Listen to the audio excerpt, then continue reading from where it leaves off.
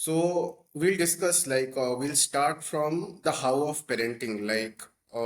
We will share some of our nostalgic memories from childhood, and more often than not, those memories or those experiences shape our approach to adulthood or parenthood or whatever decisions we take in life. So we'll start from there. We'll recollect some of our memories from childhood and how currently at 25, 26, or 28 years of age, how you evaluate those experiences now. That is the how, and then we'll go to the why. We'll cover how schooling or the community impacts a children's learning and how he shapes him as an adult. So this is a small gist, and so Jatin, this is a very a friendly conversation among the four college friends. You can take it like that. Be too formal, be open with your experiences, and we don't try to keep it too theoretical because easily you can search it on the net. But the idea is to marry that with your personal experience and then bringing out a perspective here. So that's our idea. So first topic which I wanted to discuss about is the childhood memories, right? So when we talk about childhood memories, I can go first. I mean, I'm talking about this randomly, and then I'll go one by one to share all of your childhood memories. Any one strongest vivid memory that you maybe remember every week or every month once. So mine is playing football, right? I mean, whenever I used to feel depressed or low or demotivated, I used to look towards football because that is I mean, people nowadays talk about gyms and physical activities and how it adds serotonin and dopamine to your head. But back then, I didn't know any of this science. It was just like a habit. And I mean, kudos to my parents. They never stopped me from playing football. Maybe they also knew that this is a free therapy that my kid is getting. So during that course, while playing football, while meeting my teammates, I mean, people from different backgrounds, different professions, different schools. I mean, at some point, it became less about football and more about meeting new people and how you interact with them, how you play as a team for 90 minutes without knowing. Maybe you don't know more than 60% of them, but then still your main goal is winning that football match with those people. Interaction, that social interaction, I mean, that taught me a lot how to negotiate, how to put your foot forward, how to stand on your ground. Like if I'm asking a pass from someone and if he doesn't think that there is a pass, then I have to convince him. So these kind of social interactions, this kind of maturity in conversations, I think that I have a lot from my experience. I've played football a lot. Any match that is the strongest memory for me. Yeah, first I wanted to ask what age range you are considering when you say childhood. So you are considering till late teens, right? Before the adulthood. No, I mean, I am still a kid at heart. So, I mean, we are all kids. I mean, we should all be kids until we die. But yes, you can consider 17 before 18.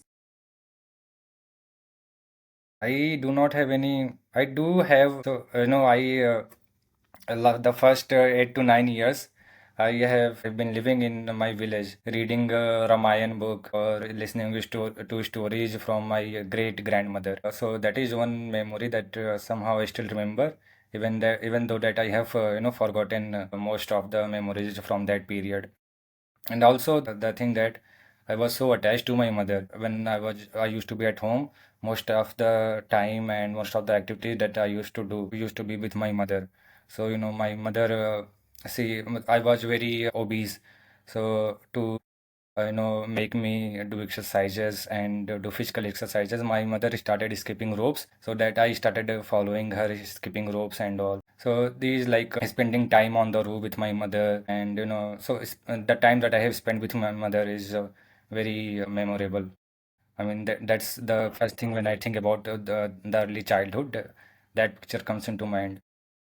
But I was just reading about an essay before this about the intensive parenting styles. That this intensive attachment, like parents, matlab this intensive attachment also leads to a lot of expectations from the children. I think Digvijay, before you go to that part, I think one more interesting facet from your life, which I want you to touch upon, is you went to Kota, right, to study at in class 11, which is a big deal. I mean, You come from village, and then, I mean, it must have seemed a new city to you, new world to you. So looking back now, do you feel the freedom that your parents gave you, I mean, you can call it freedom, or though they decided that they should send their son to Kota at that age? Looking back now, how do you evaluate that decision, and how has that impacted you? And has that impacted you? No, the thing is that my parents have always been very open to what I wanted to do in life. So the decision to go to Kota was most of it was mine. Because everyone in my school, the people that I used to interact with, my friends, they were going there. So my point was that I would not have anyone left in the school with whom I will be interacting with whom I will be competing with. So that's why I went there. But the thing that I want to share is that, the this parenting, it covers a lot of facets of sociology, maybe we can call it. Like it also covers feminism. I mean, because I do believe that since my mother was a housewife, she was not doing any job. She did not have any projects of her own. That's why that intensive, child care, it translated into her motivation being my motivation in life. The motivation that I had in class 11th when I was in Kota, I know right now I hope that I had a different motivation. I had a more natural motivation of my own, a more intrinsic motivation. Then I could have been and I could have done better at that point in my life. Yeah, I mean, it's an interesting point that you share that I liked how you married the concept of your mother's being, I mean, mother being a housewife and which has impacted your motivation. I mean, same for me. My mother was also a housewife, and maybe in Indian society we don't value their work, like the work of housewives a lot, and maybe spending more time with our mothers, and that has impacted us a lot. So now coming to Jose, if you can share one incident from your childhood and how you think it has impacted you, and any incident which you think about and now you think of it in a different way, anything you want to share.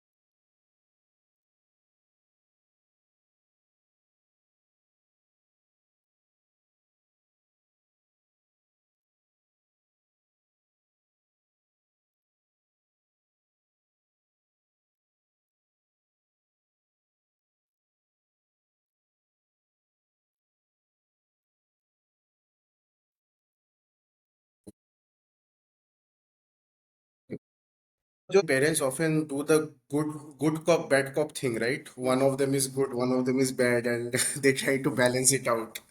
And we can discuss it like whether it is correct or whether both should be bad or both should be good. We can discuss that. But yeah, I mean, Just yeah. one second, no, hearing what Jose said about how Hmm. their parents actively made some interventions in his life to engage, to give stimuli to his brain. So, contrary to that, in my childhood when I was growing up, my father has been absent for most of the time because earlier because he was preparing for government exams. Then he was a teacher in a different city. Then when he came back to live with us, again he was going 40 to 60 kilometers for teaching, 40 60 kilometers away.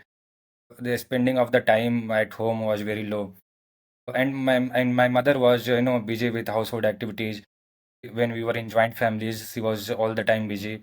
So there was no one actively giving any intervention or creating any stimuli environment for my brain to engage. So that is the clear difference right now we are sitting in our that how we have grown up, how we have been parented. Yeah, yeah, true, true. I think those are valid and very important points. And yeah, I mean, now, Jatin, have you collected your thoughts now? Can you share like one or two memories which you think it Yeah, has impacted you? yeah. So let me tell you about myself a bit. So my father was not present in my childhood for most of the part. So my parents got divorced actually at a young age. So and my mother used to work, and I mean still works. So like after coming from school, I used to be on my when I was younger, I used to stay at my grandmother's house after coming from school, and later I used to stay alone because I was old enough around that time. So something I really cherish is just sitting by myself and watching television at home. So that might be a very simple thing, but I think it led to me being exposed to a lot of different information and different perspectives. So I used to watch all kinds of things like cartoons, movies. And the most favorite thing I used to watch is like channels like Discovery, History. I don't know what are they called actually, like information based channels. Nat So they had like documentaries and shows which promote science and philosophy as well a bit, but more of on the science side. So I really used to like that, and I think that really shaped me to really love science and appreciate how science has shaped humanity. So that planted a seed of lo- loving science at a young age.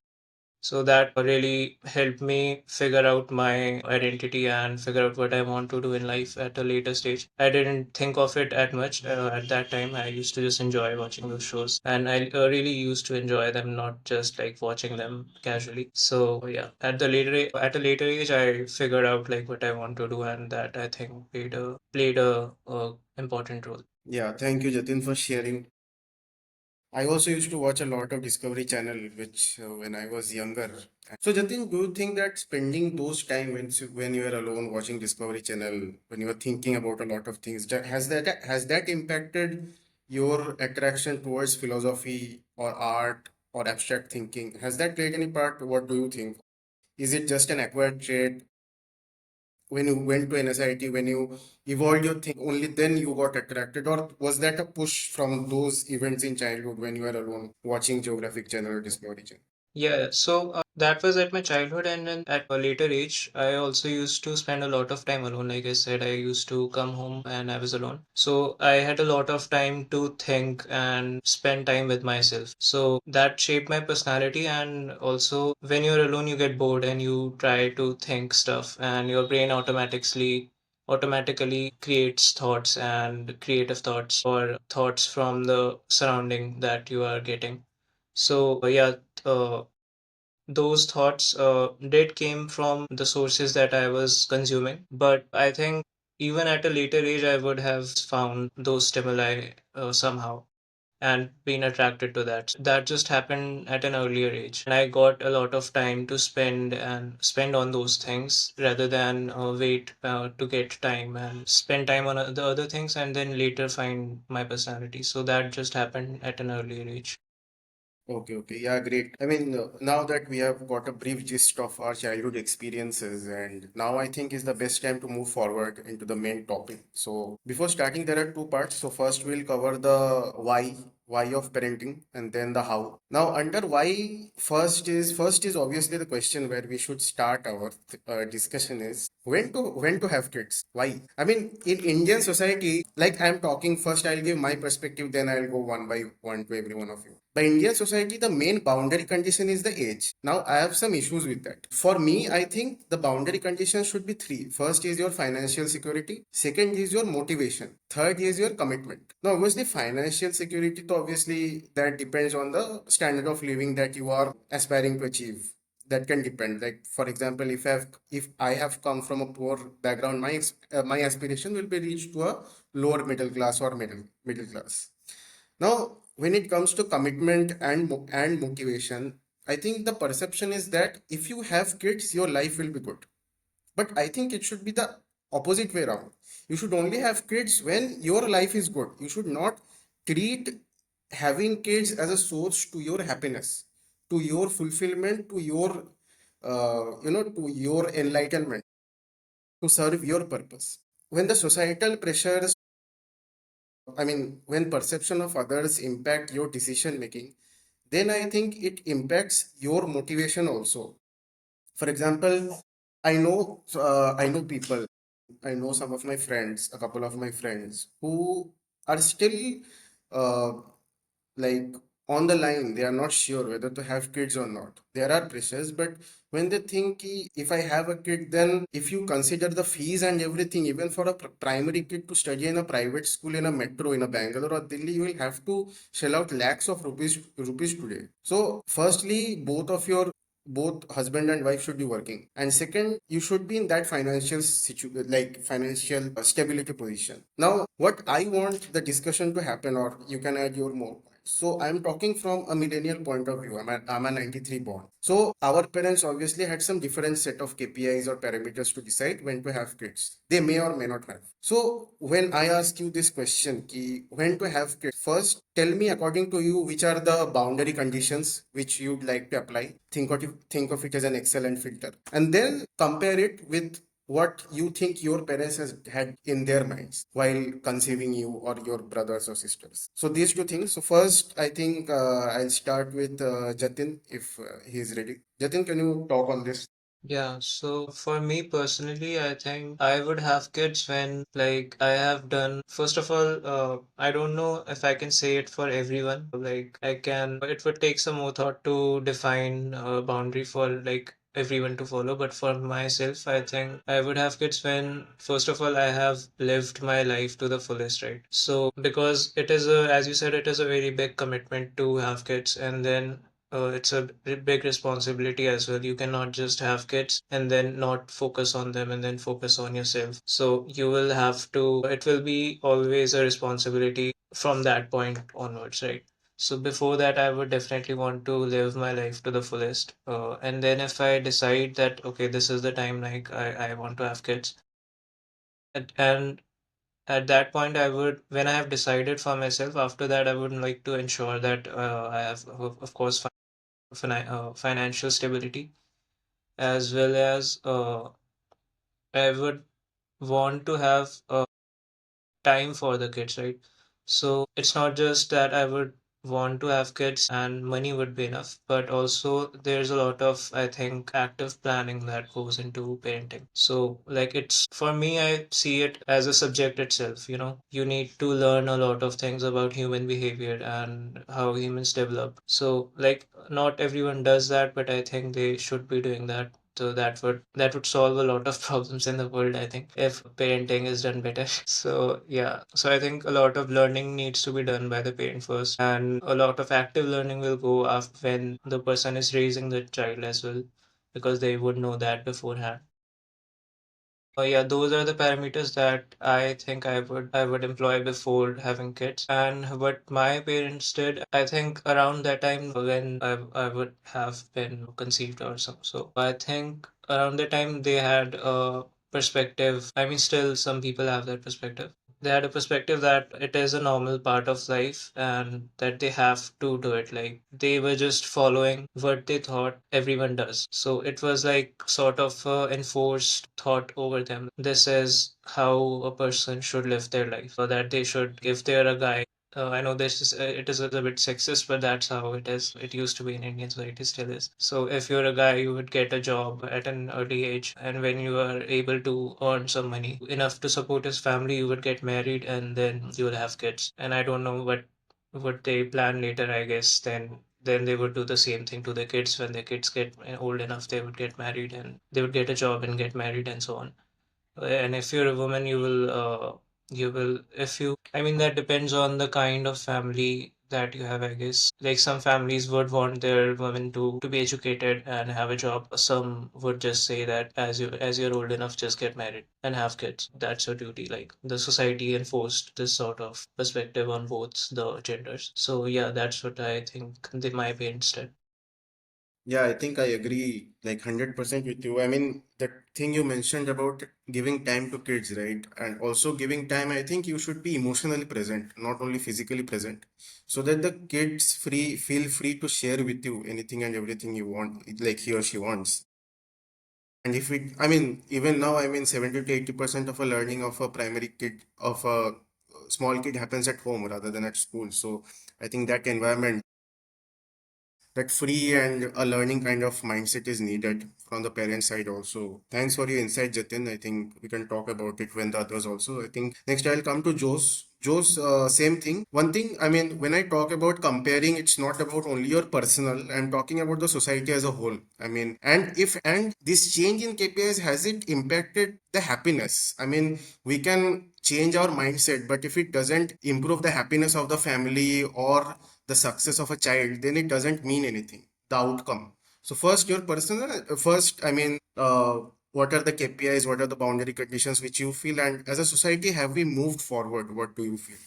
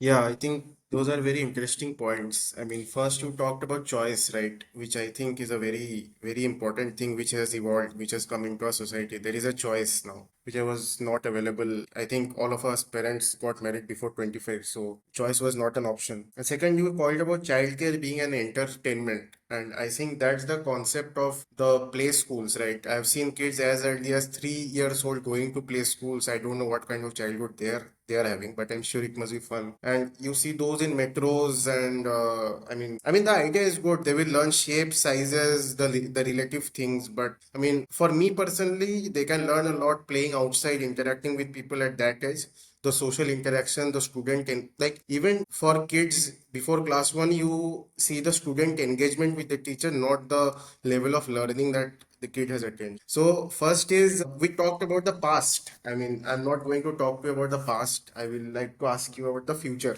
of parenting. Future of parenting, future of the why of parenting. So if you consider yourself as a parent in the future, what KPIs or boundary conditions which you will apply? And Joe's talked about choice, right? I mean, choice is good, but the locus of choice is important. What are those choices determined by? I mean, you coming from a middle class family can have a different locus of choice compared to a poor family. So, how do you think as a society we can standardize these KPIs where I mean two or three factors of having a kid can be same across the economic like socio-economic classes.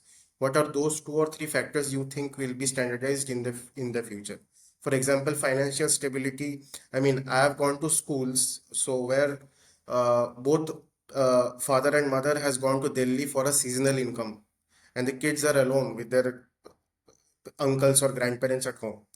So their choice is obviously different. Their choice is determined by hunger, by money, not by the upbringing, the social mindset of a child. So how do you think in the future, how will all this pan out, and what are your takeaways if you can cover? So whatever you ask me, I have the same thing to say. So it doesn't matter what question you pose me. And you started with why to have parents, and then you very quickly moved on to when to have parents because I think you might be already thinking of you have already decided might be. But No, no, no, no. I want to answer why. So I will mention you the difference. So see, all these topics are interrelated. You can't treat it as a single thing. When I talk about why, you have to talk about when. I mean, you can't decide when to have kids without having like at 10 years old, right? Even if you are the son of a billionaire, you have the financial security. But will you decide to have kids at 19 years of age? Why and when are related. So that's why I'm asking, like, from your perspective, moving forward in the future, what do you think? I understand from where you're coming, but I cannot answer when because it is very intrusive. We cannot think as a society when to decide when people should have children. It's like a parental-child relationship. Those decisions are very personal. So we can. I think we should not. As a society, we should not. We cannot talk about it. But to answer why, I think that the why people have kids is because think about it. If you do not have kids, how will you live? Because having kids, like everyone have kids, no matter what kind of culture they come from, no matter what kind of society or cultural history they come from, what kind of region they come from, everyone have kids. I mean, it's like a basic universal. There should be something universal about it, about the thinking of a human. So I mean, if I mean it was based on societal thinking, like this is the way to live in a society. So there could be other experimental societies. There could have been at least one society where the thinking would have been that this is not the way to live. There is an alternative, but you cannot find an alternative to not having kids. Everyone are having kids. I mean, there should be something fundamental, and I think the fundamental reason is that if you think of living without kids, what are you living for?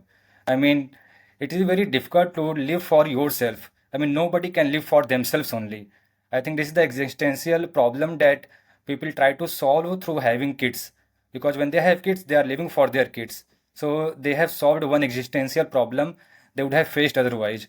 So I think this is the reason why people have kids. And I mean, I don't think it is optimal to say that they must reach this financial situation or they must reach this kind of basic they must have these basic needs to fulfilled before they have kids. I mean, People have kids for different reasons in different situations. I mean, we cannot, it's very personal, we cannot be intrusive around that. So that's all I had to say. No, I think you mentioned a few good points here. I mean, but I think like you mentioned, like it's intrusive to tell when to have kids. I think on the same line, it's intrusive to tell whether you should have kids or not. I mean, obviously, not having kids will also always serve as an anecdote or an exception to the society. If you have 100 people having kids, you will have three people not having kids. So, I mean, if I mean, I would love to know a society where not having kids is a choice. I mean, it comes back to choice, which Jose has mentioned before. Now it's had become a choice to not have kids. Earlier, it was not a choice. So I think that change in mind shift has happened. And I think one point, which interesting point, which you mentioned, and which I think Jatin has mentioned in the first thing, ki live for themselves. I think you told that we cannot live for ourselves. I mean, it's not a valid outcome which you should pursue. But Jatin had mentioned that only when I have lived for myself, I will have a kid. So he is treating that as a process. After he has completed, then he will reach at having kids. Whether you are telling ki it's not necessary whether you live for yourself or not, you should have kids. So I will come back to Jatin. Jatin, so what's your thing? Like after hearing Digvijay's point of view, what's your, what's your thought process? How will you justify it? Or what are your, I mean, not justifying, what are your takeaways or anything you want to mention? Yeah, so I think there are like multiple perspectives around this, right? So, what Digvijay said, I mean, of course, there are at least two kinds of people, like as we've just found. Like one would be who would make the part of their lives to have kids, like to have their meaning of life based around their child. That would be their primary goal. And other would be like me, who would first like to live their individual life and then come around to having a child. What I think about the first perspective is, like Digvijay said, it's something very innate to human beings. And I think it's not only innate to human beings, it's like innate to every living being. Because if you see like any life, even a bacteria, like even single cellular organisms, even their purpose is only to, if I talk about science, so their purpose is only to maintain their body, and to maintain their body they would need to adapt to the environment, eat food from the environment to sustain themselves, and then they just multiply, and then at some point they would die, and they can like they can multiply multiple times, right? So, if we think about like human life, we of course we have evolved so far from a single cellular organism, but the basic premise still remains the same around human beings as well. As human beings, we have come so far from a single cellular life, right? But the basic, if we think about how we evolved, the basic activities are still the same. Even though we have evolved a consciousness, which at least for now we know that not all animals have that, and it is something unique to us. Even though we have evolved that, but our physical body and the hardware we are born with is still the same as the primitive humans or the primitive animals. So if we think about all life, basically just what I said before about a single cellular organism, we all do the same thing. Like we just survive, we sustain our bodies, we adapt to our environments, and we multiply or reproduce. So that's why I think it is very innate to us to want to reproduce. Because if we think about life as a whole, like the only perspective, oh sorry, the only meaning to life, if we see it from a higher standpoint, it would seem like the only purpose is to reproduce and to keep our species, to just continue our species, right? That's what the purpose seems like if we just analyze. But as humans, we have evolved a consciousness, and we have evolved to come to a higher intelligence, and at that point we can create different purposes and different meaning for ourselves. So I think the first perspective that takes reproducing as part of their own meaning of life is a bit more primitive one, but it is also more innate to us. So I cannot say like what should a person choose, because both are equally valid. Like you can choose to satisfy your innate needs, which you are hardwired to do, or you can focus on something bigger, or something that has not been evolved. You can take things to the next level, right? So that would also be considered going against our biology, but uh, yeah, but I think we we are at a point that we can do that. Like we can slowly push the boundaries of what our biological bodies want, right? We can push against that. We are already doing that, right? Because a lot of human life has evolved uh, to be against our biology at this point. That would be actually a whole another topic. So I would just leave it at that right now. Yeah, I think you summarized the points beautifully. And what I remember is the Maslow's hierarchy of needs, right? I mean, at the basic level, as you told, like if reproduction is your priority, then you will like you can go up. Like ultimately, you have to go to the self-actualization needs. Some people prefer to go to it directly. Some prefer like to go it through the process of having kids. I think that hierarchy structure is out of trend in this generation. I don't see Gen Zs following those that is structure of hierarchy, and even Yeah, I myself. I mean, don't think yeah, it's I mean, valid. you can argue that like differentiation and integration are also out of fashion. Gen Zs don't do it, but I mean, those are the theoretical concepts. Like how much of it is it applicable, we don't know. But for reference, and also I think Jatin, you mentioned an important point that the human needs, like it's a primitive need to have your biological this thing get satisfied. But obviously, as you are getting older, you consider all other facets of. So I think we can go to the next part, which I think Jose had touched upon a little bit, like a joint family versus a nuclear family. So I will share my short experience and then I will ask you. So I have grown up in a nuclear family and there are upsides and downsides to that. So the downside is that my father made it clear to me from the beginning that there is no one to cover your back in times of despair. Your uncles are not coming, your grandfather may or may not come, other relatives are not coming. So you have to handle your shit on your own, even if things go south. So that level of, I mean, when you're pushed to the corner, you realize that you have to fight back, and there was this sense of जो है तो वही यही है, we are the ones here and we have to handle it. So that is the, I mean, you can call it the downside, ki there was no backup from the extended family. But upside is that we are talking about having kids, right? Now, I have seen from my limited experience, if the first child is a girl and if you are living in a joint family, then the life of the mother goes to hell because of pressure from the extended family that you need to have a son. And for that, they keep on having kids. Kids, three kids until, and sometimes it is not even the case of having a son, it is just like pressurizing the couple to have kids when you live in a joint family. Same thing, your locus of choice becomes limited, as Jose has mentioned. Jose, if you can start on this, whether you have grown up in a joint or nuclear family, and how do you look on this? Like, how does it impact the decision of having a child living in these two different scenarios?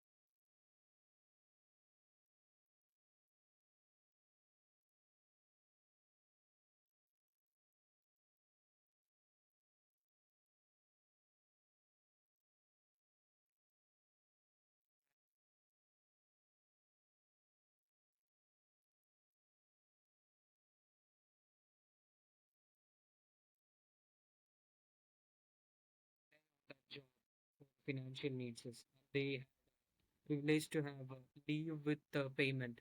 So these things are like very important, right? If you are bringing up a child, you have to be physically and emotionally invested, and having a extended family is one side of it, like which will support you, which has a many negatives as well. And having a nuclear family is like a bit more challenging, but you can navigate through it with your social networks such as friends and maybe the kind of job environment you also have, or governmental policies also helps in that case. I think having a maternity or paternity leave as a policy, and providing them with like providing leave with payment is also some things that can help people who are in nuclear family and who are planning to have children or has children like in early ages. And having a child care near your home whenever you are away in your as well, like it also helps, right, to make that decision. So there are multiple factors other than family, such as the policies, the governmental structure, the system as well, which determines these decisions. And I think like right now we are coming into a point where we can discuss about the social schemes that is existing in our society rather than the familiar structure we used to have, which was like more kind of a primitive or a past thing. And it's also existing widely across India, but still I'm saying that like when we are going ahead, I think I can see these policies, these governmental actions having a prominent role to play in these decisions. Yeah, I think that's a very interesting point which you mentioned. I think the root cause of this, as we already discussed, being emotionally available to your parent. I mean, to your kid, sorry. I mean, living in a joint family, even if the mother or father is not present, the kid can interact with uncle or whatever, and they can. I think that's a very upside of a joint family, and having maternity leave, paternity leave is a good thing. Next, I'll come to Digvijay because I think Jatin's. I don't know which category I will put Jatin in, nuclear or joint, so I'll come to him last because I think he will have some interesting perspectives to share. So Digvijay, coming to you, like as Jose mentioned, uh, Jose mentioned the upsides of the joint family. But coming to you from your experiences, what has been your experience living in a nuclear family?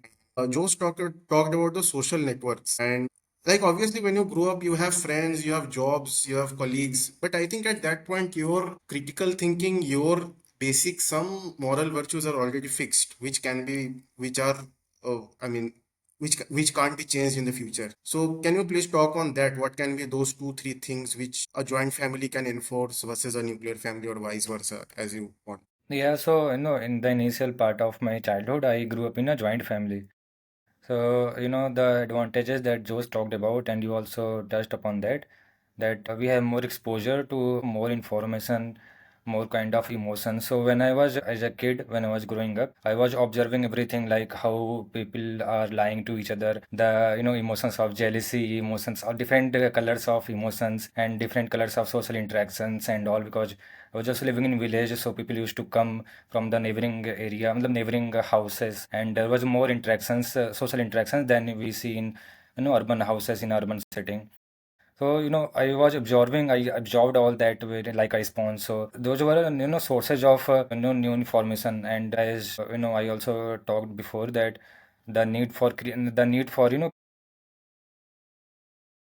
this stimuli for the young brain to engage with. Even if the parents are busy, these joint family structures, these present these structures for stimuli. Nobody, if even if nobody is creating that, there is more interactions happening among people. So those environments are is already being created by itself. I think, and the social structures that Joe talked about, so that is there in the joint family, but in nuclear family, if the parents are working, if they are stressed out, if they are anxious in their life, so they will not find time, and the environment might become toxic or less appropriate for the child development. So in the joint family, the importance of parents in the whole structure of the child development becomes less important. So everyone also has their role to play. So in a nuclear family, the role that parents play is become very important. So they need to be very careful in a nuclear family that how whatever they are doing, whatever they're talking, how they are behaving. So it becomes very tricky in a nuclear family. And the structures by the public structures by the government like daycare facilities, because I have read that in Europe, European countries, the daycare affordable daycare facilities are there, and people have a lot of good things to say about it. The parents, they say that it helps them a lot. The what Jose was talking about, I was also thinking on the same line that there should be, like we have basic healthcare coverage, we should also have like basic child development package type of thing, which may cover like the what he was talking about, like leaves for the parents, like for mothers and fathers. It can also include like child safe devices, like some tablets which are child safe only for the purpose of educating children, or for the purpose of exposing to positive environment, positive digital content and all. So this package can cover this basic needs that is should be there for every child, so that at least because we know that a lot of the biases that we have currently, even if like elitism or racism, sexism, it gets built in the child development phase. So if we create this basic minimum, at least safe child development setting for every child that is sponsored by the government, then that can at least cancel some of these biases that we have, and that can also lead to more equity and reduce socioeconomic inequality in the society at the end. So yeah, I think repeated the same things that Joe said, but yeah. No, I think the points are good. I mean, you obviously talked about your experience in the joint family, how it has helped you. And we're talking about schemes, and I think I'll come to Jatin. So, Jatin, there are 2 points to this question. Obviously, your experience in childhood has been very different from ours. So, I would like you to share some good insights from there and what has been your takeaways. And second thing which I want to touch is that obviously maternity and paternity leave is one thing, but obviously you were in a household where there is a single working woman. So do you think government should be, and I think as a society as a whole, when we talk about having kids, by default we think about marrying and then having kids. As a society, we even discourage single man or woman to adopt kids and raise. I don't think there is any support in that aspect. So first, your personal experiences growing up with your grandmother, and how do you think schemes for single parents, be it working man or woman, can it be done in this Indian society? And if so, how? If you can share some insights. Okay, so I don't know how do I categorize my family. So, like in my earlier days, I used to spend time with my grandmother. So, it was sort of how Joe said that if you have an extended part of your family, then they can help the kid and the kid can learn from them, and even while the parent is not present. So, yeah, yes. So, it's the same thing. And then at later times, I also spend time in daycares, so I can see like how daycares also help facilitate that thing. And I think daycares do that job better because you are among other kids and you learn from them and they can plan activities, and because they are more actively engaged towards the development of the child than just a family member who might not be their primary focus, right? So yeah, that's about that. Sorry, what was the other part of the question? So second was that when we are talking about the schemes, right, the government schemes, how do you think it can adapt to the single working man or woman in this current Indian society? Whether it is possible, and if so, how, if you can share. Like you have your lived experience, so based on that, if you can share.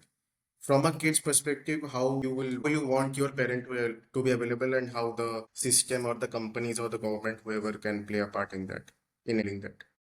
So if the government has to enforce some helping standard to help parents in such situation, I think I don't know if that is a requirement because I'm thinking about my childhood and I'm thinking like I have turned out fine, like not fine, but like as good as can be. Because there are daycares that the parent can leave their child to. There are babysitters. I don't know what they're called, like caretakers that can take care of a child, right? So you can employ them if you're financially stable enough. But if you're not stable enough, then I guess you would have to keep send your child with a relative while you are away, and that can be a bit hard to commute to the place to leave the child and then to take them back and while having the job also. So I guess one thing that the government can do is instead of the leaves, they can employ daycares which can take care of this specific case to send the child to, right? So if there is a parent who is not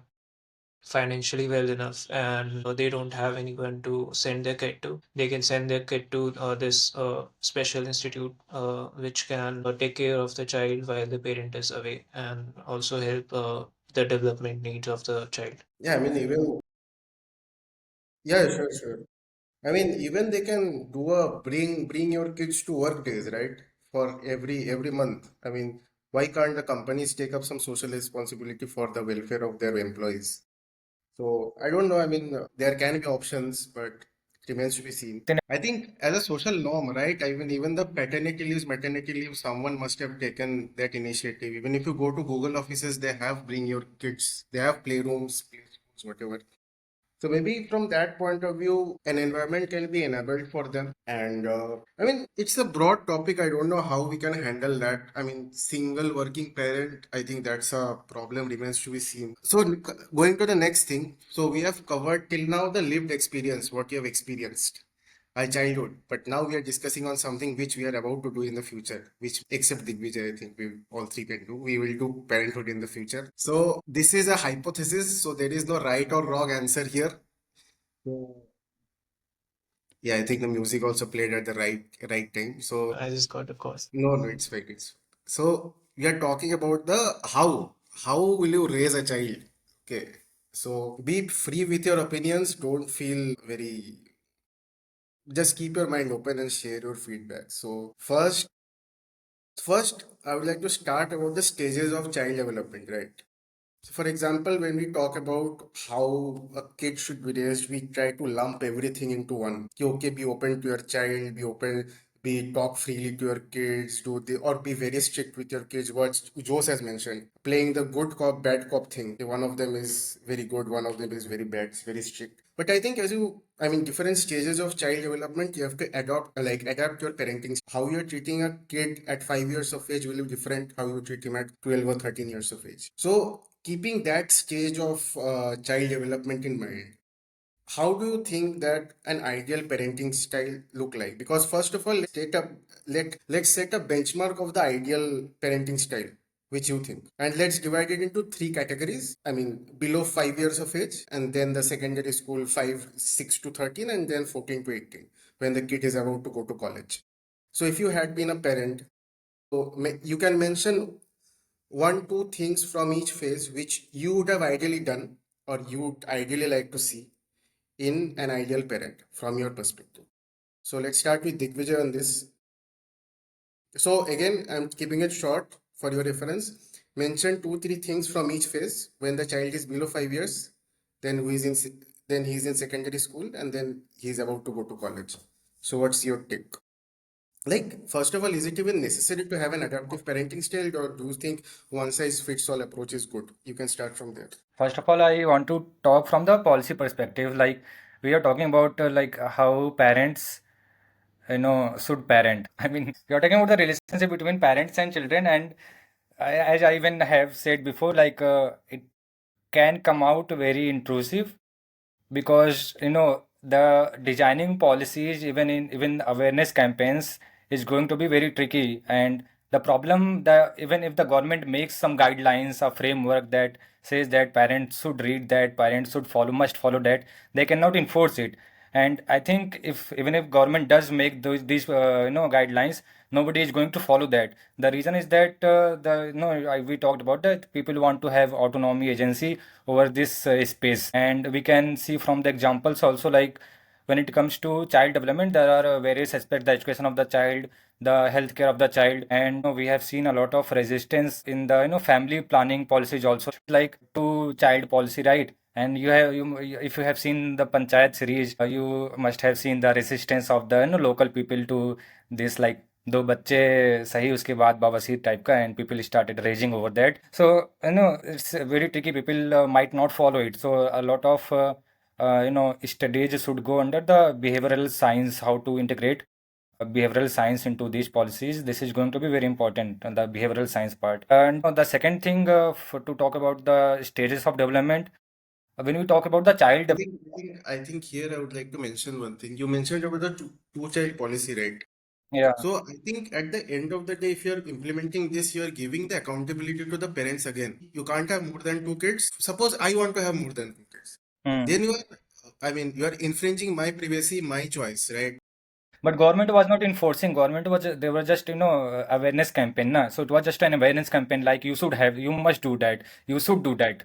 Not like we will punish you if you do not do that. Even that was seen as a very intrusive thing to just suggest that.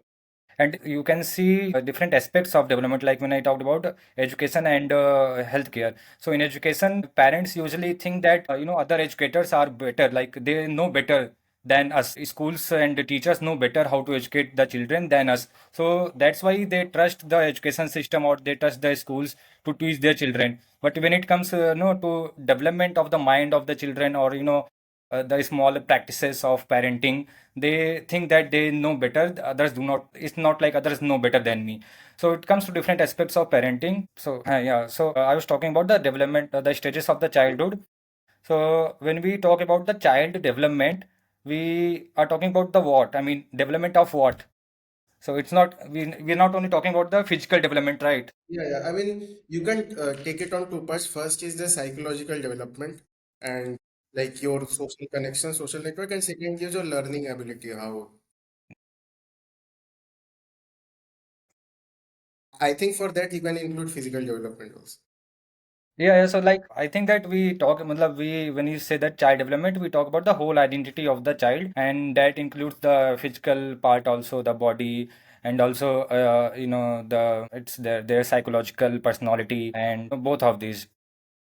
So, before we proceed, I just wanted to, just talk about what I think what is the identity of a person, how it develops. So I think there are three things that goes into development of a whole identity of the person.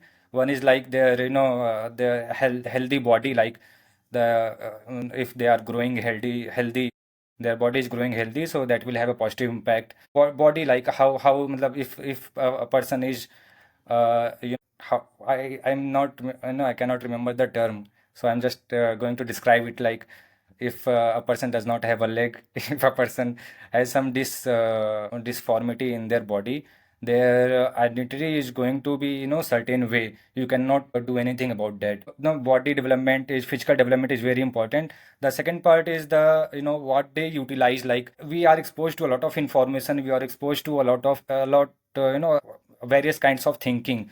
So in the previous discussions, we talked a lot about the absence of critical thinking in Indian people or in the children. So I'm sure that children get exposed to critical thinking at various levels through various examples, like when their teachers criticize them, or when they must see also examples of critical thinking in their homes. But why they cannot retain that practice is because they do not get to utilize that information. So I think what goes into building of a identity of the person is whatever information they utilize, so that gets inbuilt in their mind. So we need to think about creating spaces that let them utilize all kinds of important kind of thinking, like critical thinking, creative thinking, and analytical thinking, collaborative mindset, or ethics. So we need to think about how do we create spaces that let them utilize it, not just provide the information to them. And the third thing is that social connections. I mean, other people influence, a person more than we think. How, like, we are talking about daycare facilities. When we are not sending the child to the daycare, the child is interacting only to adults. But when you are sending them to daycare, they are also interacting to various ages of children, and that will lead to different kind of development, a more holistic development of their mind. So I think we need to focus on three things when we are talking about the child development: their physical health, their creating spaces that let them utilize various kinds of information and thinking, and the third is the expose them to different kind of people personalities. Because we there is an element when we talk about identity, there is an element also will, because when we our identity is not only the past experiences, it is also our will to become someone else. So like I have experienced certain kind of experiences till now, that cannot be just me. I also want to become something like someone. That will is also is going to define how my identity is going to shape from here. Because of that will, I am going to search on my own a certain kind of experiences. So we talked about like how different stimuli, different environments give us different kind of information, and we can utilize them. But there is also something that we also go on and create and explore different kind of experiences according to what we want to become like. And that that agency comes into our mind only when we are exposed to different kind of people, personalities, human beings. So that is why there is a concept of the role model. when that everyone has someone in their mind when they are growing up, that we want to adopt, we want to have this kind of you know personality attribute in me when I grow up, or like, so that, so when they have that, they seek certain kind of experiences on their own, and then they get on that path to become someone like that. So that is why interaction to different kind of people is also important. So I think these we need to focus on these three things. Yeah, I think two main good points which you mentioned is first is the physical, right? So I think that is more of the nutrition part which a child is getting. And if you see people in the lower economic strata, they are concerned with that and they have no other option. So I think that is an important point. And second is that which I was also seeing some things that it is a difference between perception and perspective, right? What Digvijay was telling right now is as you grow older, as you are going about to go to the outside world, you should realize things from a different perspective. So I can think, I will give you an example. So I am staying here with my colleagues and I come from a nuclear family, whereas many of them come from joint families. So the sense of privacy is very different from my perspective and their perspective. So maybe that concept of how the world is and every choice of every human being is based from their perspective, not your perception that this is right or wrong.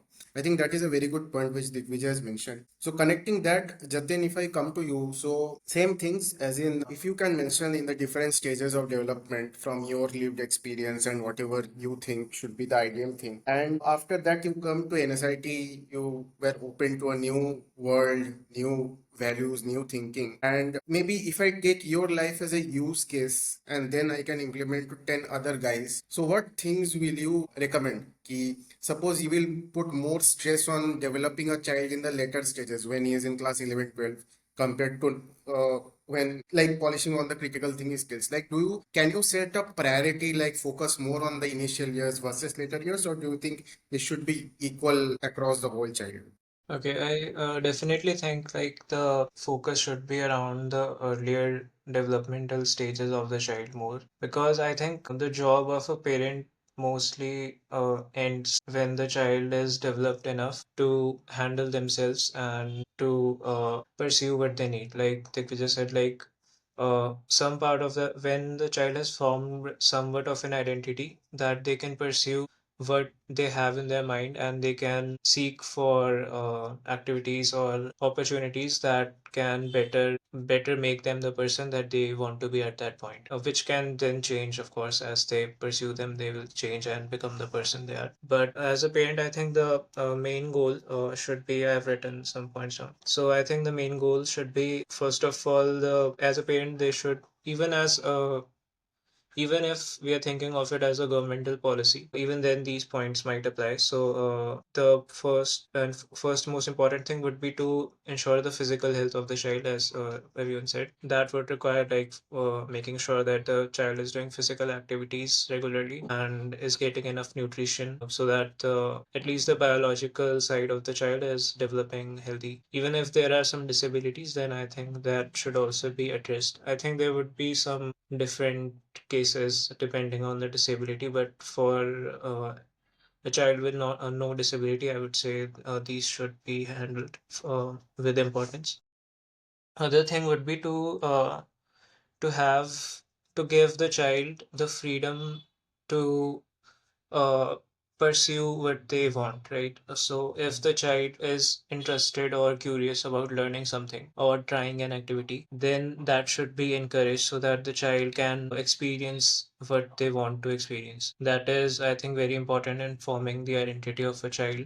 And not only giving them the freedom, but also ensuring that they can perform that activity in a safe environment.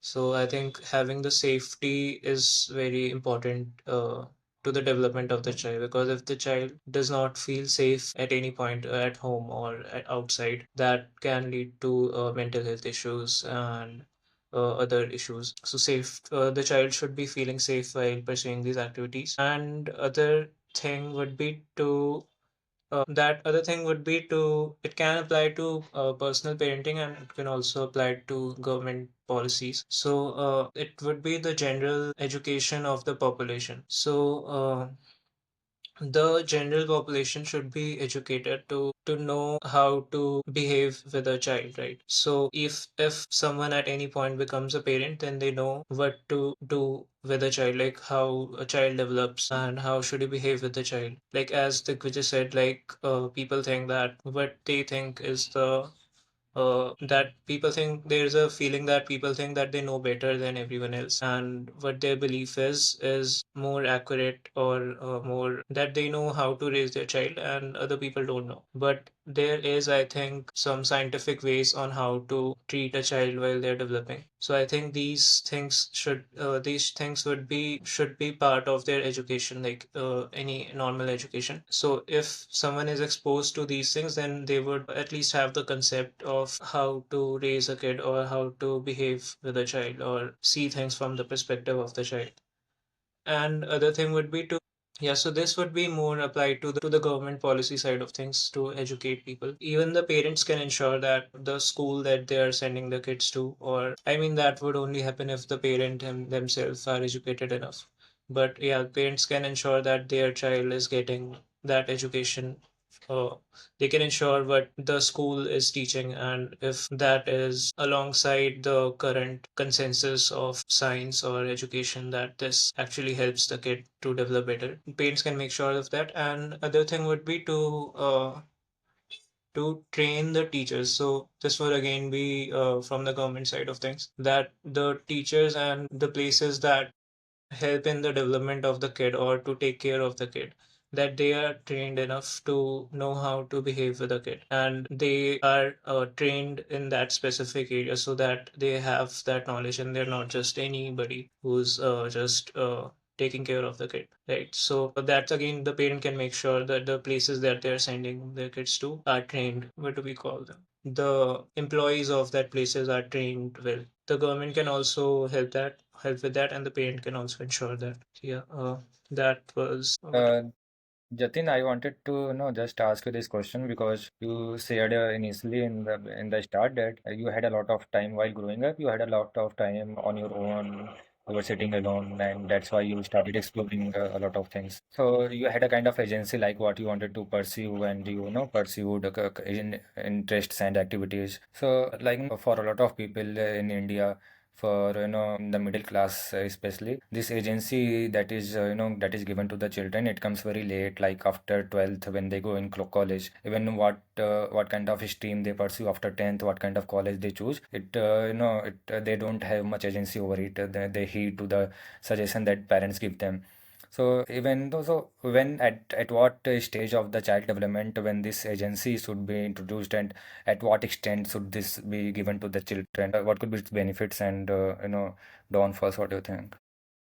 Okay, so first of all, I think I'm not like what I'm saying. I don't think it should be taken as like words of an expert. I myself, if I were to raise a child, I would, as I said, I would educate myself first with, I would like treat it as as its own subject, like how childs develop and how we should be treating them, because it is actually a field of study and there are books around it, how to raise a kid and how to behave. So I think it is something that we do need to learn first. But if I have to give my opinion from what I have learned, I would say that the child like should always have that agency over themselves, right? So it shouldn't be that we should be treating the child differently at the young age and then later giving in that agency. The child should always be feeling that they have the freedom, that they're their own person and they have the choice to over themselves, right? So it forms the identity of the child to be confident in themselves and to, like if you think about it, the point of what is the point of giving the child the freedom later when the child has already developed to be the person they are. Because if you don't give the child the freedom earlier at the earlier stage, then they have already formed an identity, and giving them that freedom later does not matter that much, right? Because at that point they have already formed that identity that they don't have that freedom, right? So that is already at that point inbuilt to them, and that would be very hard for them to adjust at that point. Right, so I think it should always be a part of the child's development to make them feel that they have the freedom and that they are their own individual person and they have their own thoughts. But what you said about getting personality getting logged in the early childhood development, so that can also be tricky. That can also have a negative aspect, right? Because especially now, because when smaller children have access to the whole world of the online, so they can get influenced. Matlab, the media, the internet culture can influence them as they want. So you might have been. I mean, I have seen in Instagram now you can see children also making reels and doing making all kinds of reels and so no so मतलब earlier it was a constructive boundary, like it was a enclosed home and school that used to guide the development in the early childhood. There was some guidance, but now when they have the phone, this agency, they have 100% agency at that time when they have the phone, so it can influence them as it wants the culture. So then that becomes a problem, right? It's like two different things, actually. I think giving the child the freedom to think and have their own thoughts is still different than ensuring that they're safe and that they are doing things that are not harming them. Because even if you are ensuring that the kid has the freedom, that does not mean that you're giving up being their guardian. Have You will still ensure that they are safe and that they're not exposed to things that can harm their brain or harm their physical safety as well. So at that point, I think I mean there are as I said. There is a field of research study on this, and there are ways to walk that fine line of giving the child the freedom to think, but at that same time also ensuring that they're safe, because we as their parents would have the information that they don't have at that point. So we can ensure their safety while the child does not know that what actions can harm them. So I think that is a very fine line that we have to walk, and I may not be very well educated in that field, right, on how to walk that fine line. But I think there are resources out there to teach you that. Yeah, I mean, here maybe I can come up with few points. So, for example, there are two parts like availability and access. I mean, device availability is in every home, and as Digvijay mentioned, I think content internet is a free market. So you will have availability, but the access depends on the parents. And I was seeing, I mean, I think some days before there are some apps also which have come through which you can monitor your kid's screen time or something like that. I mean, at the end of the day, it's the responsibility of the parent, but I don't think availability you can control, access you can. So yeah. So I think we can go to the last part of our discussion. And now, I mean, this is a very good segue because Jatin has already mentioned about education and schools, critical thinking skills of kids. That is happening, but that is not the priority of the first generation learners, like parents of the first generation learners. Now, if we compare that to the private schools, right? Obviously, parents are more accountable, they feel more involved because they have paid lakhs of fees. They are involved in the decision making of the schools. Like as Jatin mentioned about the teacher training part. Now, teacher training is good to know how teachers should deliver their practices. But teacher training always happens on the best case scenario. For example, when your class starts, like I'm sure all of you have experienced this. In a class, there are three, four categories of students who are very good, who are struggling, who are mediocre, like that. Now we are training a teacher on something. It always considers the best case scenario. After 4 weeks, your student will be best. It doesn't cater to the differential levels of learning. So in order to implement that, you have to involve the parents. Now my question is, how much of this is on the parents? Like what level of initiative should parents show in getting themselves involved in the decision making, and what things can the schools do to make sure कि parents are getting involved? Obviously, you can talk about the parent-teacher meeting or mother awareness or something like that. But main, I want you to highlight or bring out the point कि what is the motivation of the first generation learners? How will you involve the first generation learners versus parents of private schools? Like kids going to the private schools who are genuinely concerned about the careers of their kids. So on this, I would like each of you to discuss on this. So first, Jatin, if you have some points on this, like involvement of parents, how much of it is parents' responsibility, how much schools should do, and if you can, then differentiate between the first generation learners versus kids whose parents also went to schools. Okay, so I think okay, the first part was how much of the responsibilities of the parent, right? Yeah. So, yeah, I think the main responsibility of the child will always remain with the parent because they are the ones who have to decide which school to put their child in, and the child would be spending the majority of the time with the parents only. So the responsibility would always be with the parents, I think. But ensuring that the school also shares some responsibility will always help the child. So that's the first part. The second part was how would we ensure that the first generation of parents were to be participating in these activities. That is actually I feel like that would be a very tough problem to solve because at that point you're trying to engage someone or you're trying to change someone's way of thinking. So if someone is already thinking a certain way, then it would be very hard to change their minds, right? So I don't know if that can be done through some way after they have developed. Of course, like educating them when they are themselves developing would help to shape them, but after they have developed at the current stage, it would be very hard to educate them about that because themselves would be unwilling to learn at that point because I've seen a lot of people of that age to be unwilling to learn because they think that they already know the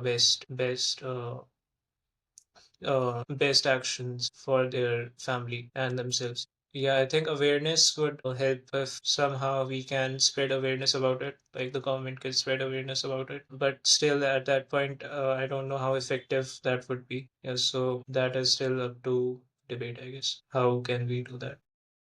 Yeah, I mean, your points are valid. I mean, we have to look out for this. But yeah, I mean, now I'll come to Joe's last because he's working in an education company. So I will hear his perspectives at the last. Maybe you can come up with some interesting ones. So coming to Digvijay, so as Jatin mentioned, like it's the responsibility of the parents. But there are two things here. First, I have seen parents who have studied till class five, right?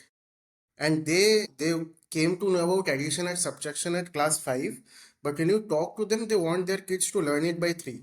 So obviously they are progressing in their mindset. Okay, so that is first part. Second is one small thing which we did learn at ISPP, and I won't want you to talk on that. That what if we change the locus of choice for the parents? What if they can choose their schools where they want to their send their kids to? So, do you think that can actually increase their willingness to participate in the process? So, you can discuss on these two in any order you want. Actually, this was the exact point that I was going to say, and you included that in the question itself.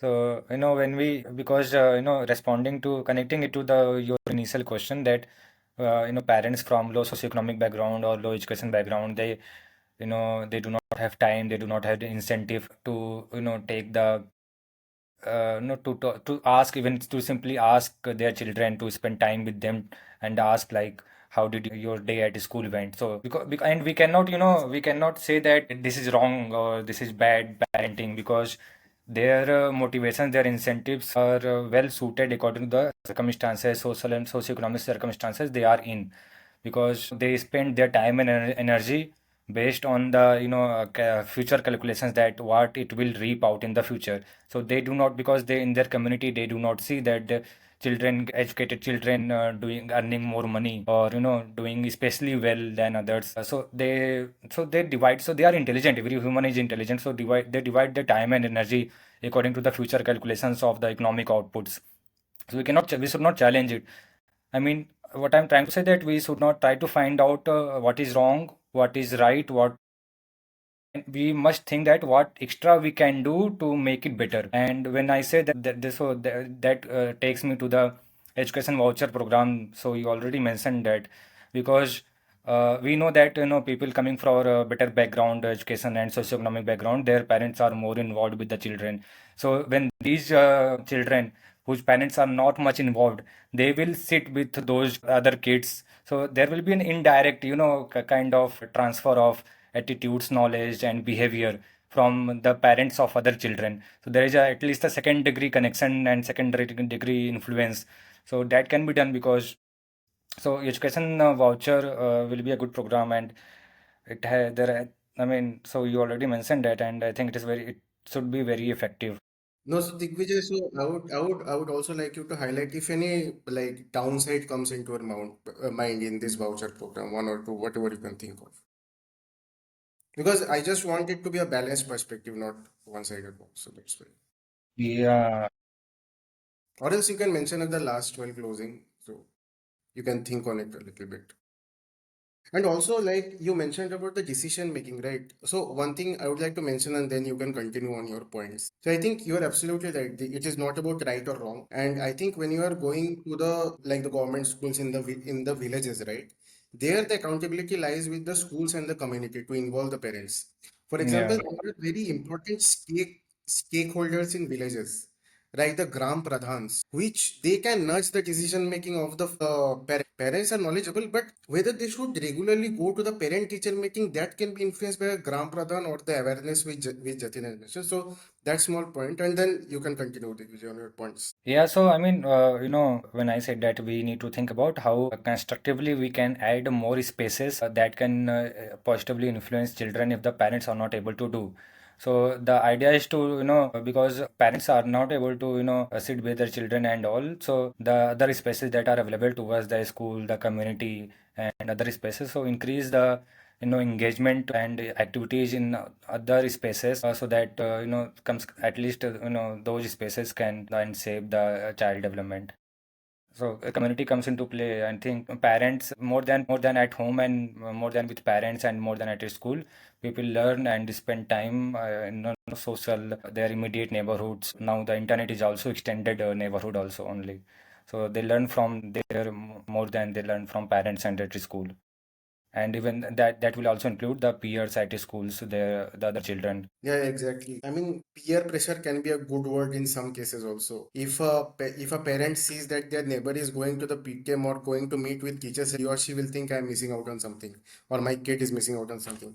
So exactly, I think good points. And lastly, I'll come to Jose. Jose, you're working in an education company, and maybe you can come up with your lived experience, what you have noticed on ground, or what are your perspectives. So same as Digvijay, what I was. So I will also want you to, since you also did your research on the education voucher program, so maybe you can also touch some points on that, and then on your lived experience, how schools and parents can work in a collaborative way.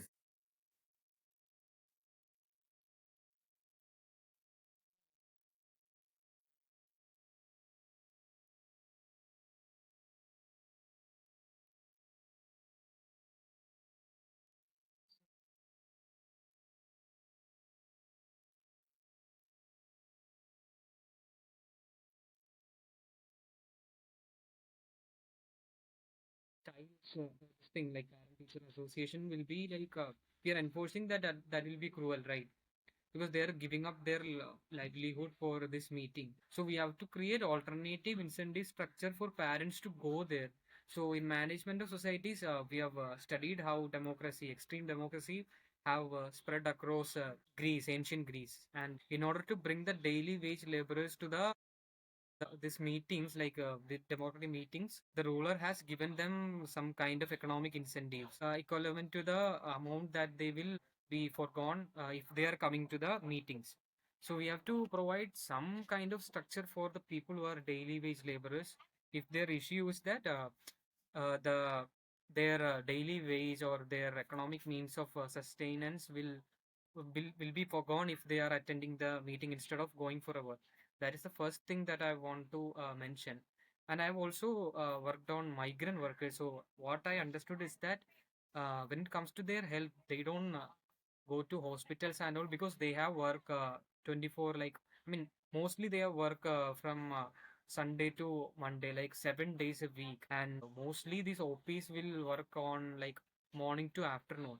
They will have the work on that time, and they're not in a position to leave the amount that they are receiving from that day of work. So we need to create an alternative structure for that. Second is that we need to provide reasons for people to go into the school and interact and to make their children study. If they're not seeing value or an efficient outcome of doing these activities, they won't get involved in that. So in that aspect, I would focus. I mean, Digvijay, Jatin, and Digit mentioned about like creating like that social structure. Digvijay especially, and I think Digit especially mentioned that Gram Pradhans and their role in creating that social pressure of doing and promoting it as a good thing to do. And that is the second thing I want to mention because we don't have that kind of a social pressure or societal idea. I don't think people will see value. I mean, we have to give them something in return of doing this activity, right? Otherwise, like if they don't see any value in going to school and studying rather than their kids being taken care by others when they are working, it would be a waste of time. Like they won't really invest in their kids' education. They won't really invest. They don't care about what they are learning. It will not lead to critical thinking and all. And thirdly, I think like apart from parents taking care, if parents are not taking care, we can set up like there are multiple organizations who are working in grassroots levels to bring critical thinking, scientific thinking.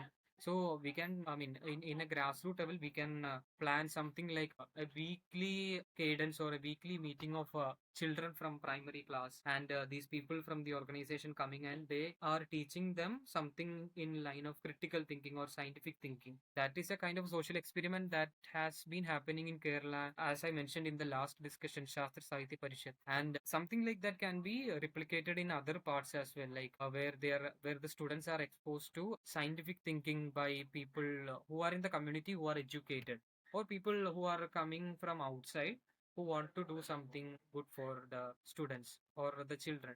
That is the kind of three level structure that I would want to propose to find the solution to the problem.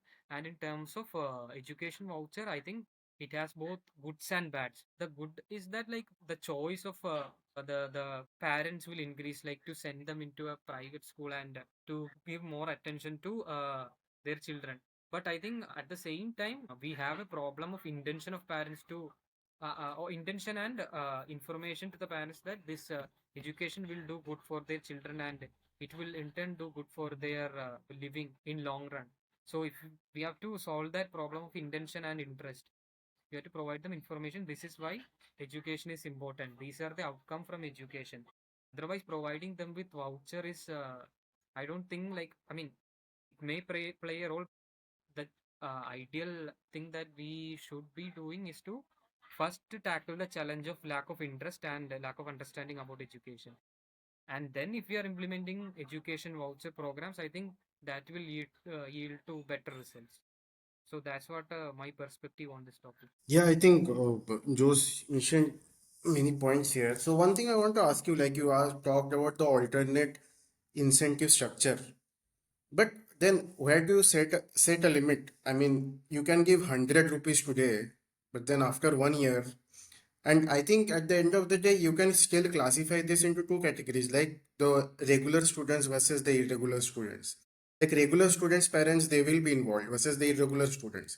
So suppose to this month you see, कि, okay, if I give 100 rupees, I will increase parent participation by 50%.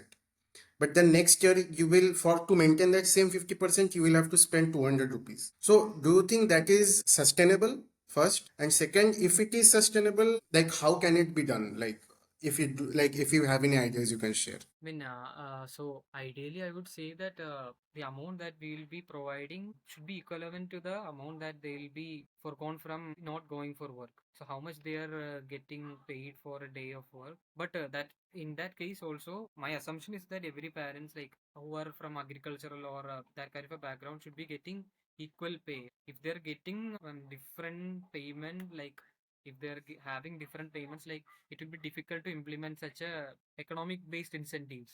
So in that case we should be thinking about something else, like something more fundamental to attract them, the parents, something more than the So economical. something very fundamental I can tell you. So currently here they are giving chai and samosa to bring parents. That is one thing. that is That is the true. basic fundamental. You can't get fundamental. But I think like providing them with economic incentives work. But as you said, we need to between the amount that they are leaving aside besides when they are not working and the amount they are getting from attending this program. And our thinking is also not that they should be only motivated because of the amount that they are getting. They should also consider their child's progress. So that is an additional factor that we are putting up when we think of providing them with economic incentive. I mean, I think the other things that I said, like providing them with information and kind of giving them a sort of a long-term picture where they see a value in education, is something that we can use to make them come to the schools.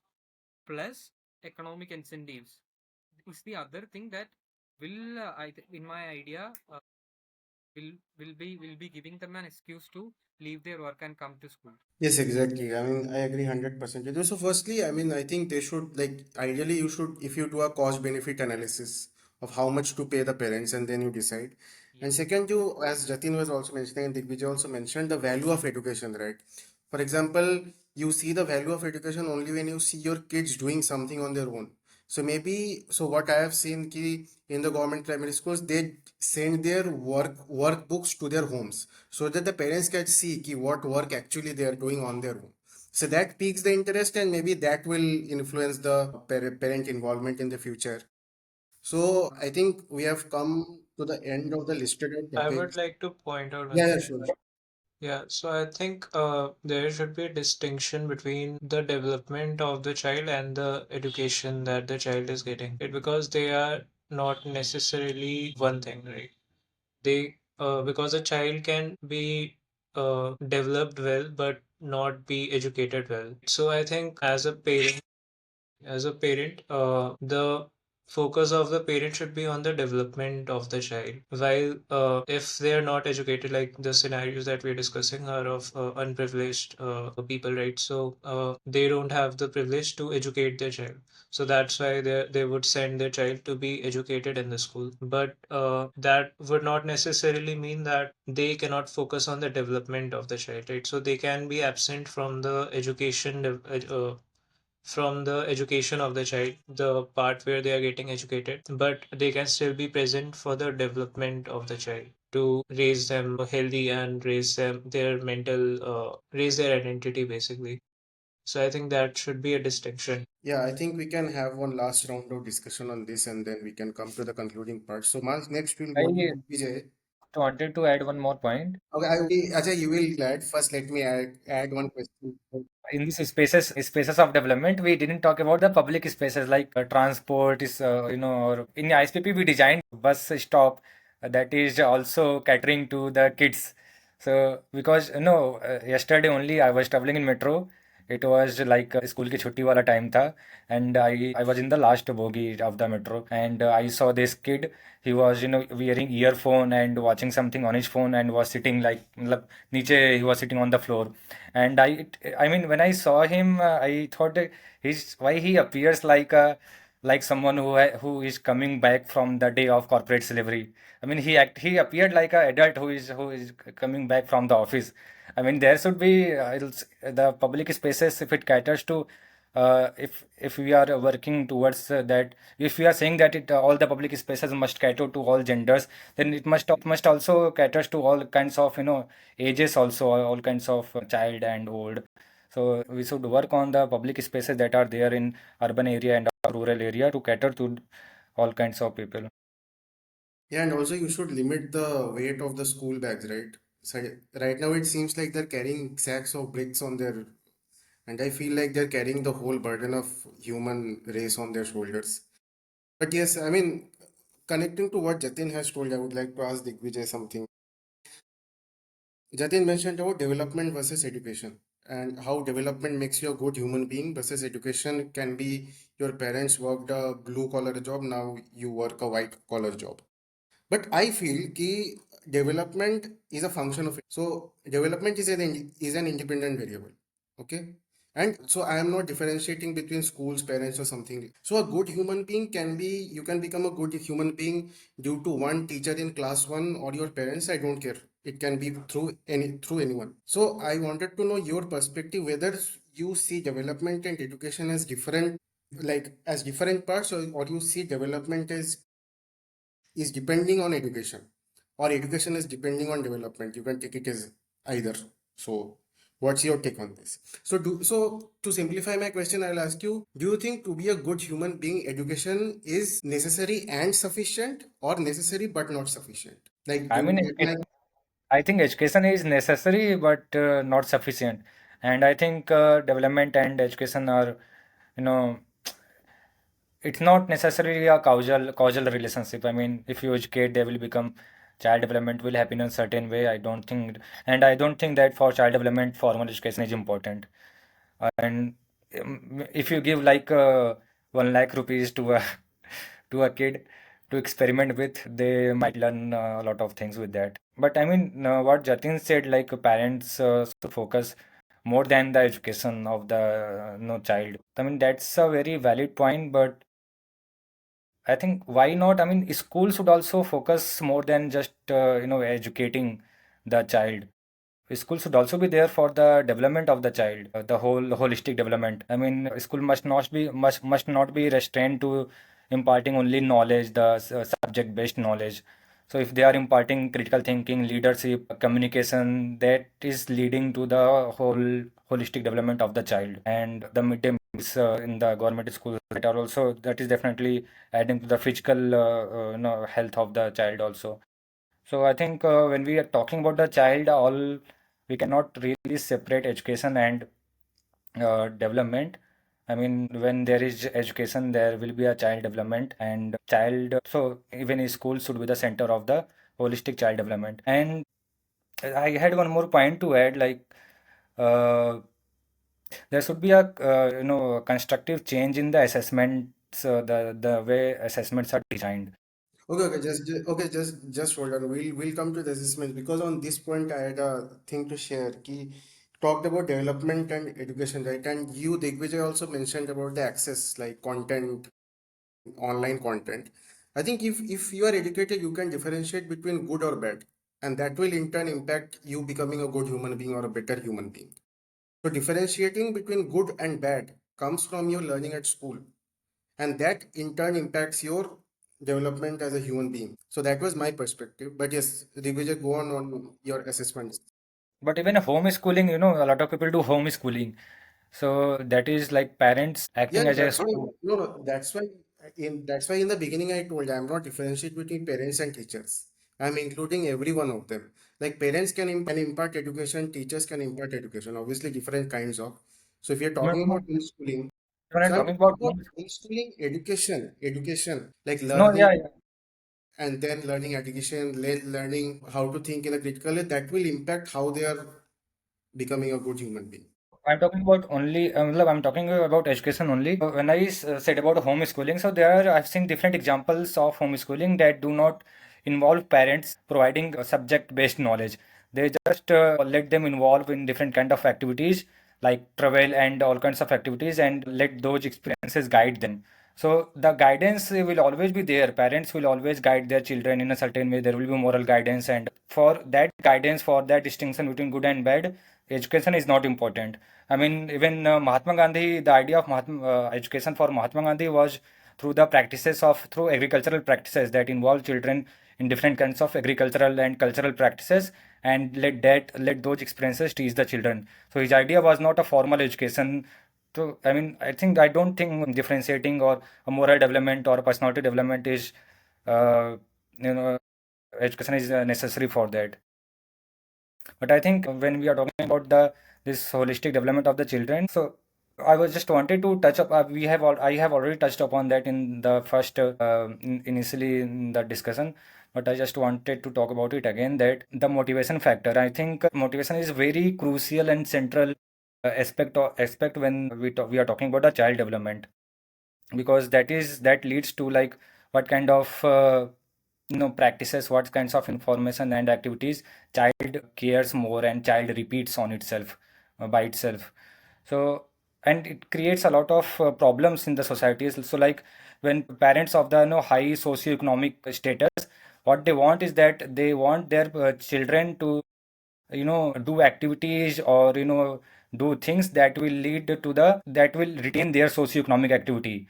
So you will see the parents who come from the children who come from the high socioeconomic background, they perform well in competitive exams like JEE and all, which in turn leads to retaining this high socioeconomic status of the whole family, extended family and all.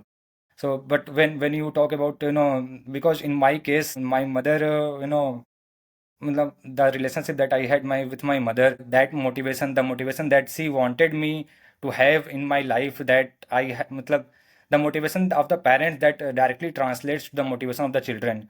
So I mean, but if we try to somehow build a structure in the system that balances this, that let the children have their own intrinsic motivation, because when you think about what the child should be motivated about, I mean, what kind of activities they are involving, what how they decide. So like Jatin talked about, he was watching this history channels and geographical net geo and all because he enjoyed it. So he was feeling happy and he was feeling joy. So those are intrinsic motivations. So if we try to, because people coming from different parental backgrounds, they will carry different kind of motivations that parents will impose on them. But at school, we must build some kind of infrastructure, some kind of structure that let the intrinsic motivations of the children prosper more and come out more. So But then that will. Digvijay, you are contradicting your own point. See, you told ki your intrinsic motivation should be prioritized, like Jatin has also mentioned. Okay. Mm, I'll give you an example. Your father was an engineer. Now he also wants you to be an engineer, but your interest lies in photography or sports. Okay. Now, unless you have been educated, you know ki going like choosing your own options will give you a better level of happiness in the future. So unless you have that level of at that level you are questioning your own father, your own family, their decisions. Why? Because you have that logical thinking behind your mind. You okay, I will do this, I will do this, I will do this, I have a clear pathway. So that will in turn enable you to become an independent, happy, whatever you call, a happy human being. So now consider the other scenario, whether if you had not been educated or you are not open to other POVs, other point of views of the other world, then you would have thought, ki, okay, my father is telling this, my family is telling this, and your family is educated, by the way. But they are telling this, so this must be right. You are not going by that your own logic, which you can get from your own education, your own circle, your own peers. So, like you mentioned, ki education and development are different. But here there is a clear connection, right? If you are educated, then you will question your parents, then you will follow your intrinsic motivation, then you will become a good human being or independent, whatever. So, what do you think? Like, is there a fallacy in this argument? If so, where? And then No, I'll Can I I come add to, to I this? think Moses nodding his head. He also has some good points to it. Can I add to this? Yeah, yeah, sure. yes. Yeah, so I was thinking that first of all, like there should be a distinction, right, between which level of parents are we talking about? Are we talking about the unprivileged parents who don't have the formal education to be part of the education of the child, or are we talking about the educated parents who have the privilege to homeschool their children and choose the school which their child goes to? See, I mean, imposing a decision can be done by a villager or a person living in a rich society, whether he's doing homeschooling or educated. I'm categorizing every parent as a whole. Now, if you want to categorize your answer as different, you can do that. But I would like to hear more as a like if you can bring to a consensus, ki, okay, is this correct? Is this line of thinking correct? Or you can go by different categories also. But Okay, I so don't think they're like imposing something on their kids doesn't get differentiated by parents in whether they're privileged or not. It comes from what their parents are taught them. Okay, so I do think that the first point that you said earlier, that education is part of, no, you said education is part of the development, right? Yeah, I told you development depends on education. So development is like education is an independent variable, but development depends on what kind of an education you get. So you becoming a good human being will depend on what kind of education you got. But Digvijay told you those two are different. Like becoming a good human being does not depend on whether you get a good level of education. So I think they're not. I think they're not independent. I think development is a broad term that would, in turn, have education within it. So you can be developed in various aspects of your life or aspects of a human being, right? You can either be developed in the moral category of your identity. You can also be more developed in the education category, or you can be developed in the physical category. So all these are part of development, I think.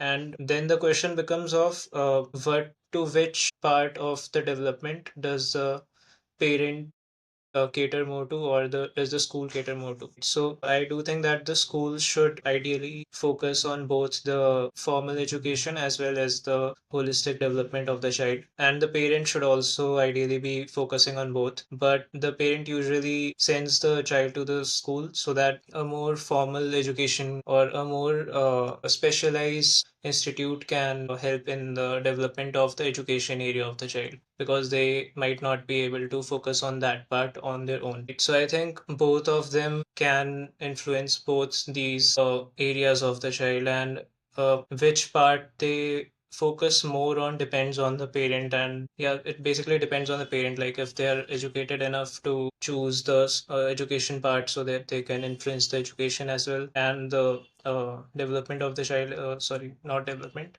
development of the other parts of the child as well. That would be so that they would have the privilege at that point. But some parents that do not have this privilege or do not have the formal education would only be able to focus on one area of the child, right? So, and what Digvijay said, that what your question was right now was that, yeah, only if the child has developed an autonomy, right? So, only when the child has an autonomy over themselves, that they know to think for themselves, that they can choose to go against the parent or to think outside of what they are being fed. So I think that area does not necessarily comes from the education part. That would come from the self development of the child, right? That they have autonomy of themselves. They would have a feeling or a sense of having autonomy over themselves, that they are their own person and they can think their own thoughts. So I think that could come from either the school or either from the parent, but that would lie apart from the education part of the child. Yeah, I think, and Jatin exactly said what I was thinking about, that because you posed that education is important for that exploring or intrinsic motivation, not education, but like what he said, exposure is important, exposure plus agency and exposure is important. So, giving my own example, my mother, she wanted to me the first in the class and be best whatever in wherever I am. So she always used to ask me like, "Are you the first? Did you get the highest marks? If not, then who got the highest marks?" Like, so I used to associate my worth, my whole worth of my life, being the best person in the room, the smartest person in the room. So that was my whole life. Like, if I cannot be this, then I must die or I am nothing. So when I went to in 11th, I was in quota, and when I could not be the best person, the smartest person, I lost all interest in the preparation of the JE and in the education. So that is why it is such an important thing for me, because I think motivation can change a lot of things permanently, and the motivation should be intrinsic. You should enjoy what you are doing, and like Jatin explores, so you will have a more natural course of path. You will not have regrets in life. And also sometimes changing places also impacts, right? So for example, Digvijay's both parents are teachers. So maybe that is the reason why their outcome of success was only related to the academic outcome. And when you went to Kota, you got exposed to a different world. Then you understood that, okay, there are some other parameters of success. But yeah, I mean, Jatin, Digvijay, Jose, all of you like put forward great points today. Education should lead to development. That's the ideal case that I would argue. And as Digvijay pointed out, there is a fallacy because education can lead to bad things as well. If you consider an extreme case of Nazi Germany, people were getting educated, people were advanced, but was that the kind of education and development we all aspire now? That's the question. So, in my perspective, education should lead to development, and I mean, there should be a certain understanding in a society that what we should not do and what is desirable, what is not desirable. So, as Digvijay also pointed out, like he associated himself, his life and his victories to the marks that he scored. So he also associated his smartness to the exam that he is performing. Like if he's not able to perform in that exam, he considered it as to be bad, and that's the education system right now we have. So I think ideally it should lead to development, but it is not something that I could see from the real life right now. Yeah, true. And when we talk about creating incentives for children, for parents, both of them, simple acknowledgement can also be a great incentive. Like parents who are involving and more in the activities with the children, acknowledging them, giving some kind of recognition, social recognition. And when I talk about acknowledging the kind of the skills or passions children have, the kind of interest they have, or if someone is great at critical thinking, someone great at leadership qualities, even there is no formal structure to acknowledge that. I mean, the most reputed competitive exams, they only measure analytical thinking, they measure discipline, but there should be those level, there should be some formal acknowledgement structure that acknowledges creative thinking, leadership and all. Because when in the employment, when we go to the employment age, so the companies have complete information about these skills, about analytical thinking, about discipline. When they give more salary to people who come from engineering background than arts background, because they do not have any information about other qualities they have. The only measure they have for other qualities is the work experience. There is a absence of information, there is a lack of information for other qualities that adds to the companies, that adds to the employers benefits. So they measure it only on the basis of experience. They measure leadership only based on the work experience they have and the kinds of projects they have done. Because there is no acknowledgement structure, there is no aggregate, whatever that is called, for other qualities that are more advanced than analytical thinking and discipline. I think for those aspects of or those skills or whatever you want to call it, those can be covered in the interview part of the job, or even some colleges take interviews to admit a student not just based on their score but also to evaluate the person as a whole. So that may not be stated on what they're looking for, but I think they do look for those in the interviews, colleges do at least. Rajit has a very strong opinion on this. He used to fight me on this. Yeah, I think like competitive exams are a farce in India. They are the biggest conspiracy, like fraud things going on in India. I don't believe in them whatsoever. And even like not even selection, when you're working in a company, you are rated on your competencies. Like one of the competencies, if someone tells a kid what is a bias to action, and if that is being measured from the schools or through the competitive exams, name one competitive exam that measures bias to action or stakeholder management or whatever. And I mean, you guys worked in Axiom. You have dealt with stakeholders. You learned that by doing in your college. So I think some qualities are, I mean, you can measure. For example, I'm a huge believer in engineering. After a written exam, you should have an interview. You should have a group discussion. But that is not happening in India. So I don't know, maybe or maximum colleges just get a I statement mean, of for purpose. bachelors, yes, right. For Yeah, yeah. bachelors, I don't think there is, but like for masters, I think a lot of colleges do take the interviews. Yeah, I mean, masters, obviously, if they don't take in masters, even they should shut down the colleges. But they should do in bachelors also. Like from the beginning, you should give that habit inside you, know, talking to people and discussing with people. Like many students in engineering colleges lack the basic decency of discussing in a group. They think it's a for or against rather than discussing. They treat it as debate rather than discussion. So I think that mindset, that social, whatever you call it, that should be a little bit developed. So yeah, I mean, we have come to the end of our discussion. So I think this is one of been the longest and the most enriching discussions we have had. Thanks to Jatin.